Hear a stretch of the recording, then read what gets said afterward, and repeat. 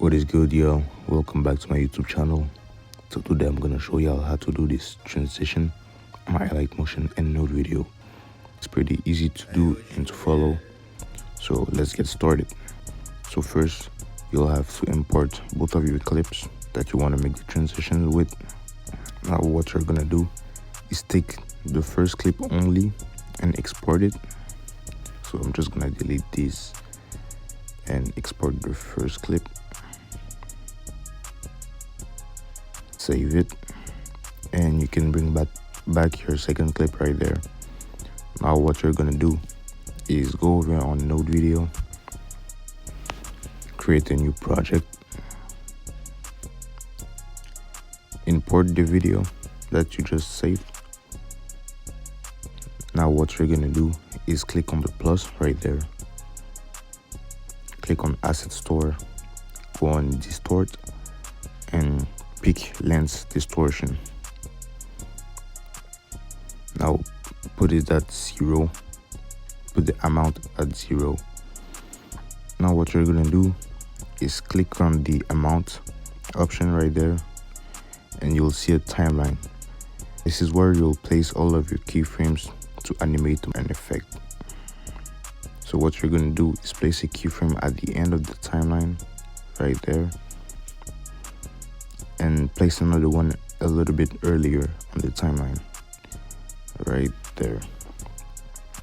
So now what you're gonna do is you're gonna have to go in the last keyframe and put the amount up a little bit like this. If the animation is too fast for you, you can just put the first keyframe early on the video. This is perfect for me. So now if you want to add a graph, just click on the gear option right there and click on curve editor, and I'm just gonna add a ease in graph like this. Now it's a little bit too fast, so I'm gonna put it like that. Perfect. So now you can click on this and export. I'm just gonna put my exporting settings right and click on the green. Alright, so now you can go back on Alight motion, and what you're gonna do is just add the new video you just made on node video and exchange it for the old clip of the first clip right there. Now that you have that, there should be a blank frame at the end. It's normal, just delete it. So now what you're gonna do is actually hide the second clip, and we're gonna focus on the first clip. You're gonna go on effect, add effect, and click on Luma key. Now put a keyframe at the very end of your clip, put another one at the part where the distortion starts to appear right there. Now go at the end again and just start making it disappear.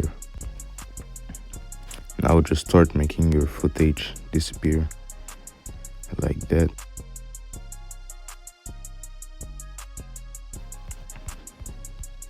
Like this.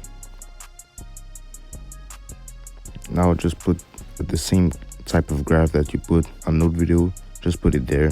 For me was this one is in.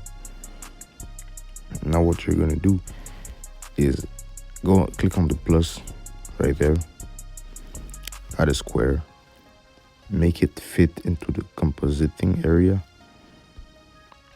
Now just make sure it's not overlapping on the second clip. Yeah, like this.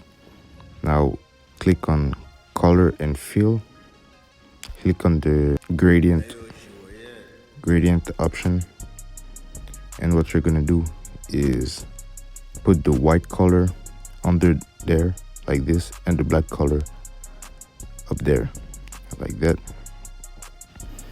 Now go back, add an effect, and add displacement map. Now go at the beginning of the square, click on the y-axis and add a keyframe, and add a keyframe at the end of the square. Now what you're going to do is simply pulling the value up like this. Now as you can see, we have this, and if you want the effect to be a little bit more dramatic, just duplicate it, you know, like that. So don't forget to put a black screen behind, you know, like this. And we're basically done with the first clip, so let's get started on the second clip. So you can hide this, you can hide the first clip and unhide the second clip. So what you're gonna do is pretty simple. All right, you'll add a square like we did earlier, and just make it at a good length like this. Make it fit the composition area. Go on color and fill, add a gradient, but this time what you're going to do is put the white color in top of the black color like this, and add an effect, peak displacement map. Go at the beginning of your square and add a keyframe for the y-axis, and do the same at the end of the square. Now at the beginning, this is where you'll change the value of the keyframe. So you'll have to put the keyframe value at a negative value to make the distortion go up like this. So now, as you can see, it's not really synced, so just make sure it is like this. So now, once you have your distortion, just make sure to add a graph like this. Now select the clip, add a new effect, click on Luma key, and add a keyframe at the beginning, and add a keyframe, another keyframe at where the distortion stops, right there. And go at the beginning of your clip and make your video disappear like this. Alright, now just add your graph again to match the distortion. Now you should have this. This should look like this all together.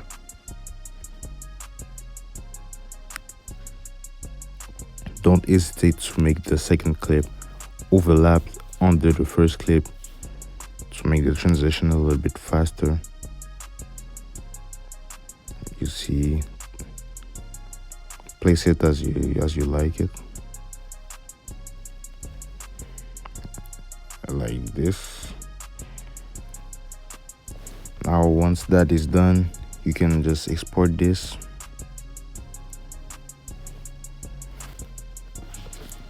and save.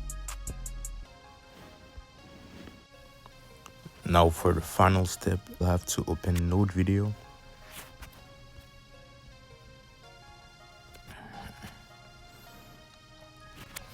Open a new project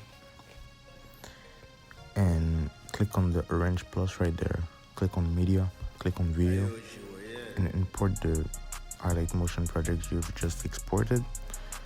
Now what you're gonna do is click on the plus right there, on the white plus, click on asset store, click on glitch. Now click on prism glitch. Now what you're gonna do is put the amplitude at 0 for now, and click on amplitude to reveal the timeline for the keyframes. So now what you're gonna do is add a keyframe where you see the last frame of the first clip like this. Now add another keyframe before the distortion even starts, and add the third keyframe where the distortion is not there no more, right there. I'll go in the middle keyframe, the second one, put the amplitude up like this. Now just go on the gear option, click on curve editor, and just add your graph like that.